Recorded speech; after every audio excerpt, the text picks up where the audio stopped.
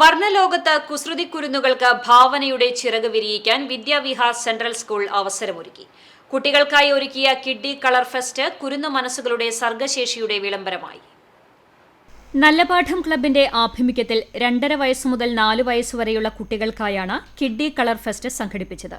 ശനിയാഴ്ച രാവിലെ 10 മണിക്ക് വിദ്യാവിഹാറിൽ നടത്തിയ കളറിംഗ് മത്സരത്തിൽ 100ഓളം കുട്ടികൾ മാറ്റുരച്ചു. കുഞ്ഞുങ്ങളിലെ നിരീക്ഷണ പാഠവും വർണ്ണബോധവും തിരിച്ചറിയാനും യുക്തിഭദ്രമായി കാര്യങ്ങളെ അഭിമുഖീകരിക്കാനുള്ള ശേഷി മനസ്സിലാക്കാനും മത്സരം കളമൊരുക്കി. പങ്കെടുത്ത എല്ലാ കുരുന്നുകൾക്കും ആകർഷകമായ സമ്മാനങ്ങൾ നൽകി. ഉത്തര CS 1ാം സ്ഥാനവും ആഷ്മി KS 2ാം സ്ഥാനവും വാമിക KS, പുണ്യ VA എന്നിവർ 3ാം സ്ഥാനവും നേടി. പ്രോത്സാഹന സമ്മാനത്തിന് ജാനി വിനീത്, ശിവേധ PA, ശിവപ്രിയ KV എന്നിവർ അർഹരായി.